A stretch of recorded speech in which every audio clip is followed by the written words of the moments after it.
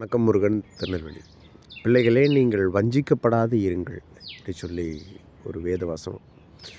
நம்ம வீட்டு பக்கத்தில் ஒரு பொண்ணு இருந்துச்சு. அந்த பொண்ணுக்கு கல்யாணம் பண்ணி கொடுத்தா. அந்த பொண்ணு கொஞ்சம் மனநிலையில் கொஞ்சம் பாதிக்கப்பட்ட பொண்ணு மாதிரி இருந்தது. இதை சொல்லாமல் கொள்ளாமல் ஒரு பையனுக்கு கல்யாணம் முடிச்சு கொடுத்துட்டாங்க.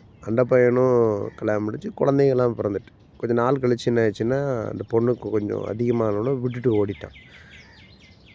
அந்த பொண்ணு என்ன செஞ்சுட்டு வீட்டுக்கு வந்த ஒரு பையன் கூட பழக்கமாகி, அப்புறம் அந்த பொண்ணும் தப்பான வழியில் போன மாதிரி ஆகிப்போச்சு. கையில் இருந்த ஒரு 30 பவுன் நகை வச்சுருந்தது. இந்த நகையெல்லாம் அந்த பையன் வாங்கிட்டு மறுபடியும் அந்த 2ஆம் தரம் உள்ள ஒரு பையனும் விட்டுட்டு ஓடிட்டான்.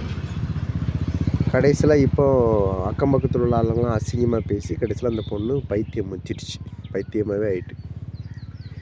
பொல்லாத உலகத்தில் யாரும் உங்களை வஞ்சிக்காதபடி நீங்கள் தான் எச்சரிக்கையாக இருக்கணும்.